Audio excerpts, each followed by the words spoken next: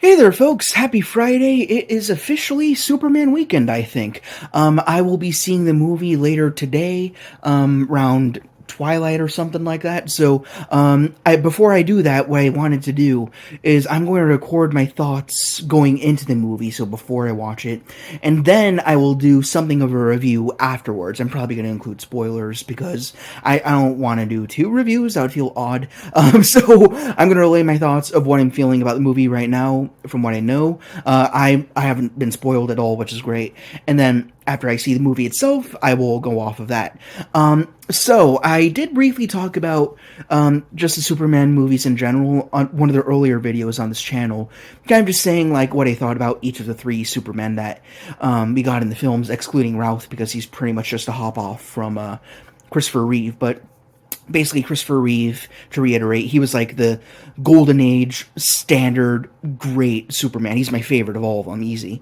And then you had Henry Cavill, who was kind of like a counter argument to Superman. If you have a guy with this much power, how much damage are they going to cause at the same time? Then we have this new Superman, Corn Sweat, and I think what they're going to try to do is almost take everything we know about Superman and put it into one movie. Because I think the original working title for this film was Superman Legacy, then it got trimmed down, now it's just called Superman, which is okay. Though I would have preferred a distinguisher to so we know it's different from the original 78 film. So it would have been nice to have that. That being said, I did that video a long time ago, and since then we've gotten a lot of trailers, PR, toys, as we reviewed on Player Display, and controversy, so I briefly wanted to go over that. First thing, I am really happy about how much PR and merchandising that this film's done. Obviously, to make more money and stir up more buzz. I mean, that's just how it works.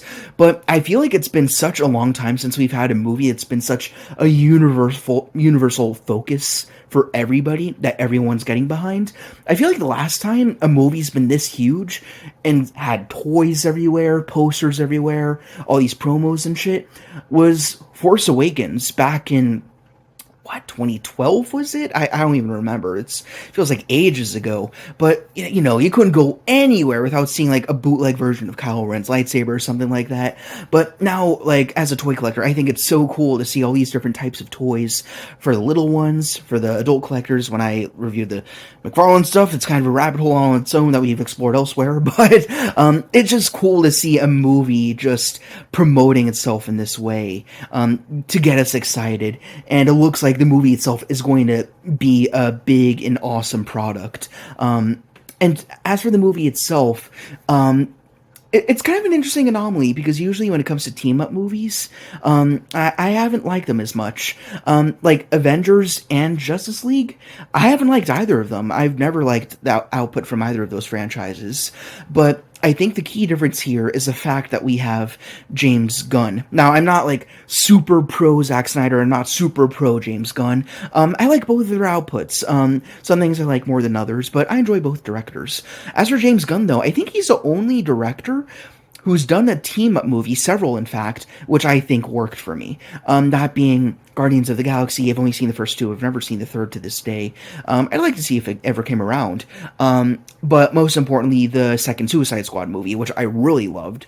So that being said, being that this Superman movie is going to be in his hands, I have a lot of faith banking on that. I feel like even though it's starting off a brand new cinematic universe, there's going to be a lot of new characters showing up at once. I feel like he might actually be able to pull this off, so I'm really looking forward to how he goes about that. And that being said, like, since the initial trailers, I've been through the full spectrum of emotions. That's how I'm feeling about this film. Initially, I'm like, ooh, this could be pretty cool. I'm looking forward to it. Then I saw some other material, and I'm like, Superman's looking a little quippy. I don't know. I don't want it to get too MCU. One of my biggest issues with MCU is how quippy it is, and I really hate it. It just bogs down the tone, and it just gets eye-rollingly annoying. So I dipped off MCU maybe a decade ago. Like, I've been off that wagon, unless it's Spider-Man related, as you know.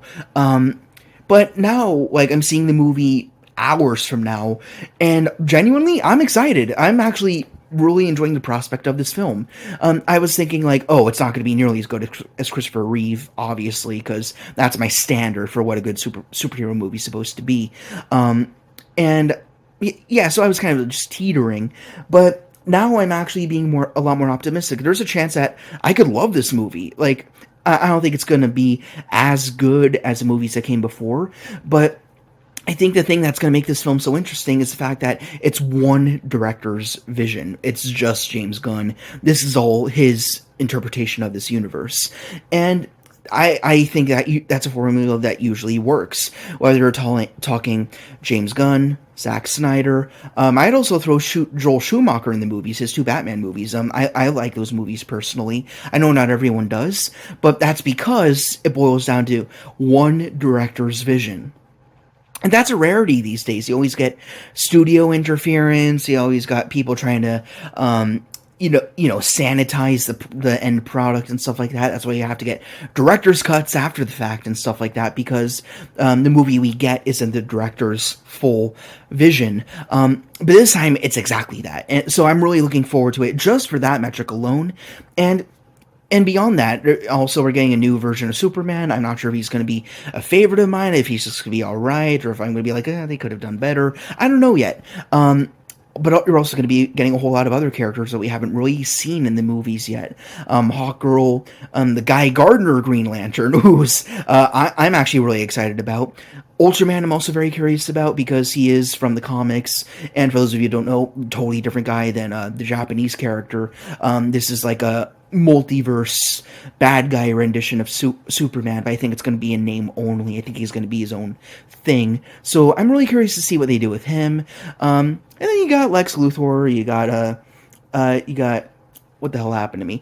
Who did Margot Kidder play? Lois Lane. There we go. Sorry, I blanked for a second there. But just the legacy characters are going to be back as well, and you're going to get some characters that we've never seen in the movies before. So it's going to be an interesting mix. I'm curious to see how this could be pulled off.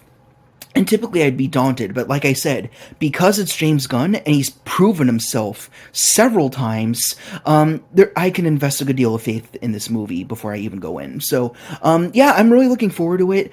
I guess my one concern is that there's a very small legion of incels that are like Snyder loyalists and are trying to ruin the movie for everybody. And what I could say to them is, you could go outside, go for a walk, go get a chocolate bar, hang out with your family, play a game of Yahtzee. Like, I don't know why you're wasting your time on a movie. It's just a movie at the end of the day. Come on, guys, get your head out of your asses. But yeah, I'm just a casual viewer, right? I'm just gonna go in, and I want to enjoy this movie. I want to have fun, and at the very base level. And if it's more than that, great. And then we'll talk about it. But anyways, that's pretty much all my thoughts. I could probably keep prattling on, you know me, but yeah, I'm going to end this video here. Next time you see me, it's going to flow right into after I've seen the movie. I'm not sure if it's going to be hours after, or maybe it's going to take a few days. I don't know. I'm with the folks, so we'll be hanging out after the fact. But yeah, I'll give you my thoughts, give you a little bit of a quickie review, and we'll go from there. So yeah, good luck to myself, to you, all of you who are about to see a movie. I hope you all have a great time. So I will see you then. Hello again. It has been several hours since I left the theater and watched Superman. If you have no idea where the hell we are right now, this is actually the bedroom where I grew up. I'm not in my apartment right now. I'm with my folks, and we all saw the movie together, and it was a lot of fun. But before I continue, I will say that before I start rattling off my thoughts, I was thinking I could divide this little review into like a non-spoiler and spoiler half. I don't think it's going to be possible just because there's so much I want to cover, so just consider that this whole thing is going to be riddled with spoilers as I go, just inevitably. So this video is more meant for folks who have already seen the movie, and then you can drop over here and get my thoughts. So anyways, overall, I really did enjoy the movie. Obviously, I wasn't expecting it to be as great as Christopher Reeve's Superman. It's such a high bar, you can't really get there. But I think the best way to describe this movie is with a cliche. Jack of all trades, but master of none. This movie tries to accomplish so much, and because of that, it's a strength and a weakness. There's a lot of things to enjoy about this movie, but because there's so many things going on, there's not really a good 2 or 3 focuses. It felt like there was 10 different things going on. So what are all those things, right? Firstly, this movie is a holistic tribute to the original tone from the Donnerverse, so being Christopher Reeve Superman. I mean, you know that from the revamped score from the trailers that early on. That score influences the rest of the music throughout the film. You always hear those little motifs that you heard from John Williams and stuff. So not only in the music, but also the tone of the movie. It was a lot more uppity. It felt a lot more fresh. So you were definitely feeling that influence. So that's the first thing the movie was trying to do, is pay homage to the original. Another big challenge is also satisfying two types of audiences. People who are more familiar with those original films, being myself and my parents, people who prefer the more isolated stories. But at the same time, this movie's also meant to satisfy people who are into the newer movies, which are, team-ups, multiversal concepts. It tackles all of that, and it's trying to satisfy all different audiences, ages, everything. And at the same time, this is also a James Gunn movie, so he's also putting his own creative stamp on it, which every director should. But as a result of that, it kind of mixed in the themes a little bit, so it got a tad convoluted, but not so much I was really distracting. So what does James Gunn do? He has a certain brand of humor, not quite as quippy or annoying as Marvel is. It's pretty rapid fire, and he also does have a habit of, whenever he does a movie or anything, he always inserts some type of cute character. That's always a habit of his. There's like 3 of them in this movie. I won't say who they are just yet. Well, I guess I can. I said I was going to do spoilers, right? So yeah, it's Crypto. Everyone knows Crypto. Then also the Kaiju for a brief, 5 seconds, and Baby Joey. I freaking loved Baby Joey. So James Gunn succeeded at that aspect tenfold, introducing cute little characters for people to enjoy and buy toys of, which I'm tempted to do. I need that Baby Joey. So yeah, all that to say, basically to say that this movie is trying to do a lot at once. It's a very busy and crowded movie. So I think this movie succeeds in that it gives all these different arcs equal attention, but as a result of that, the things that we each prefer and enjoy about this movie, we don't get enough of them. So, at the core of the movie, what is this movie about, right? This is a lived-in world where Superman is one of many metahumans. There's already active superheroes like the Justice Gang. You got Mr. Terrific, Green Lantern, and Hawkgirl. I wanted more of all 3 of them, but again, that's another aspect that got shrunk down. But the main story about this movie is actually, I think, one of the strongest points of it, but again, I wish it was explored more, is that the original recording that was left for Superman by his parents was corrupted when he landed on Earth. And when the engineer went into the Fortress of Solitude and restored it, she and Lex realized the second half of that recording, which was that Jor-El actually sent him to Earth to conquer, dominate, and continue the Kryptonian race. That was a really good change of the lore, and I think it worked really well. But again, one of the pitfalls of this movie is that there's so many different types of arcs, but then it's just not explored enough. It kind of goes on pause, sits on the back burner. We gotta send Superman to prison, we have to have Lois and Mr. Terrific running amok a little bit. We also have to have Guy Gardner. There's also the pocket dimension. So everything kind of gets lost and convoluted in the whimsy of it all.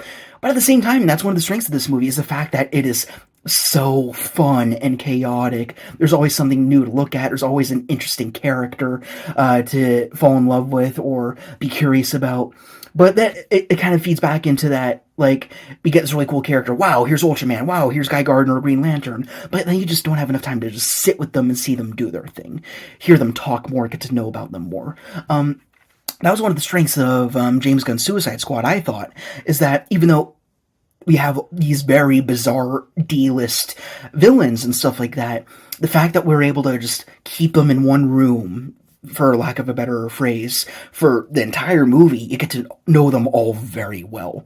I was hoping that's what he would do with this movie, but everyone is so scattered, all on different arcs, all on different tangents, you never get to see your favorite characters together enough. So that was one thing that was kind of a letdown, but because of what this movie was trying to do, I understand it. It was trying to uphold a lot. So yeah, all that is basically to say, if he could have narrowed down this movie from 10 different arcs to just 2 or 3 to focus on, that would have been excellent. Again, I think the strongest and most interesting one was the twisting of the lore, that Jor-El sent Kal-El to Earth to dominate, not to be a hero. That was a great idea, but it was like not revisited until he goes back to the farm and when he has a brief little monologue with Lex at the very end of the movie.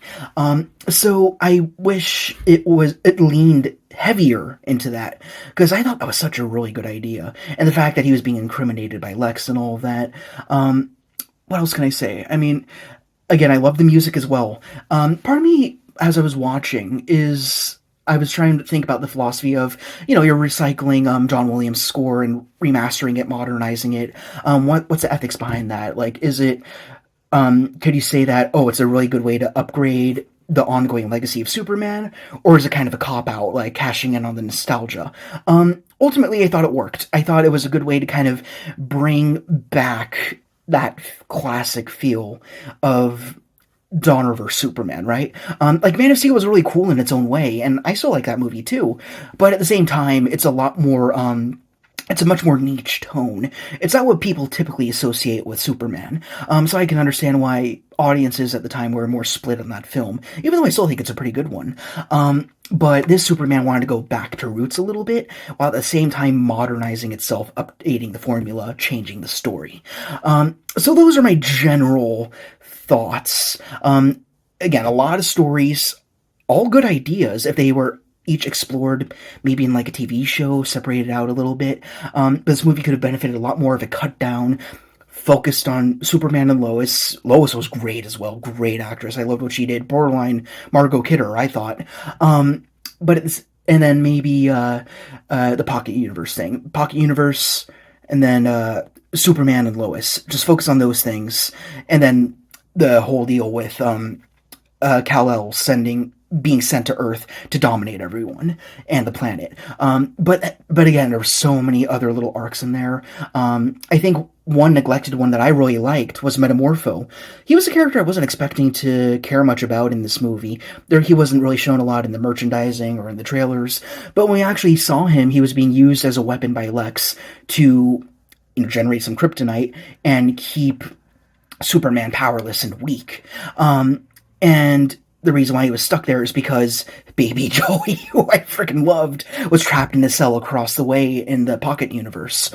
And that was a really good template for a stronger story. Like, to just see this man who's like an unwilling servant to Lex and explore his psychology, why he feels like he's trapped there. Like, yeah, we know he's got his kid across the way and he doesn't want him getting hurt, but what's he really thinking? Why isn't he not confident enough that if he just lets Superman do a Superman thing, everyone will be saved? Why is he concerned about that? We don't get enough of that. And then the very next scene that we see him in, we see one of Superman's friends get blown away by Lex, and then Metamorpho cracks in that moment instantly, and then automatically he's like, yeah, let's let Superman do his thing. So quick, I love that arc.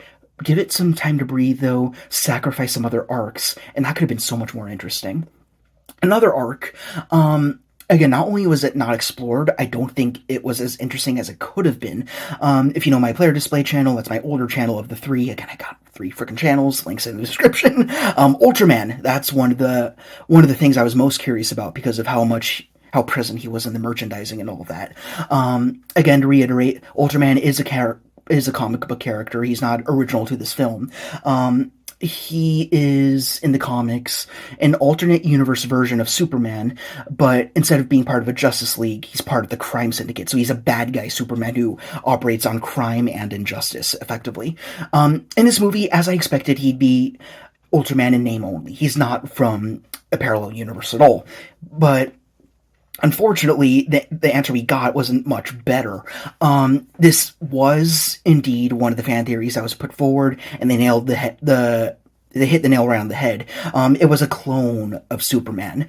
I was not hoping for that. I knew that was a possibility, but I was hoping that, maybe there's something a lot more interesting to this character than meets the eye. Like, at first, he was kind of just played for laughs, like he was just kind of sitting there, just being the silent grunt to turn on a light switch and hand that dictator a donut, and I was like, okay, not what I was expecting, but, it's funny, so I was okay with that. But then the mask gets busted up, and I'm like, is he Superman? He takes off the mask, yep, he's Superman, and that was kind of lame. So yeah, Ultraman was zero dimensional. I found him really boring. They could have, like, maybe there was some sort of conscience in that guy. So I wish they would have done more with him character wise, just on his own. But I do think it was kind of ingenious how they used him in the movie, in that he was a conduit for Lex's aggression towards Superman. Because Lex typically is not a physical threat to Supes. That's just usually not in the cards. So he creates a doppelganger and uses predictions and logistics to order him to knock the crap out of the original Superman. So I thought that was pretty clever. I mean, I wish it could have been more deep and personal, like maybe this clone is forced to act against his own will, but it's implied that he has no will to begin with, no conscience to act on. So they could have made him a lot more complex and multifaceted. There would have been room for that, again, if they surrendered a few other arcs. Again, there's so many. I couldn't speak to all of them. Last one I'll talk about is the Justice Gang. Again, that being Guy Gardner, Green Lantern, Hawkgirl, and Mr. Terrific. Actually, my mom and I, we loved Mr. Terrific. I didn't think it would be that interesting in this movie. I thought he'd just be a side character. He wound up being more important than any of the other two in the Justice Gang. I was actually hoping to get more of Green Lantern because I liked his snarky attitude and all of that. And I'm really curious about the Guy Gardner character because I don't know a lot about him, and he's a very unique Green Lantern. So it would have been nice to see more about him. And Hawkgirl, she got the least to do of the three, and that was really unfortunate. And this was the cinematic debut of either of the Hawk people. There's a Hawkman as well. So again, three arcs right there. Ultraman, Metamorpho Baby Joey, and the Justice Gang. All great ideas, but because those and more stories are crammed into this one film, it gets very congested, and none of them have enough breathing room. But that being said, overall, I enjoyed all the ideas that this movie brought to the table. And of course, the other thing that's trying to accomplish is establishing a brand new cinematic universe. This movie suffers from what I call sequelitis. I don't think I've coined that term, but basically when a movie is gearing itself in preparation for future sequels, a franchise, right? We knew that was in the cards since the initial trailer, since the announcement of James Gunn taking over post DCEU. So they were setting up a lot of side characters, side arcs, cameos, stuff like that. My favorite cameo, personally, was Supergirl at the very end. That was actually the only scene that made my dad crack up, and I was really happy to hear that, is when she walked into the Fortress of Solitude. It turns out Crypto was her dog, and then he pounces on her, and she's cracking up as he's just pounding her into the ground. I thought that was hilarious. Also, she was kind of cute, so I liked her. But I can't wait to see more of her, and I think she has her own solo movie planned. So, I mean, I'm looking forward to that. So, I mean, this movie has sequelitis, but it worked. I mean, it had an effect on me. I look forward to seeing more of her. I think there's also a Mr. Terrific TV show planned. I hope that gains traction, because he was a cool character. I'd like to learn more about him. Even Metamorpho, like, we got little tidbits of each of them.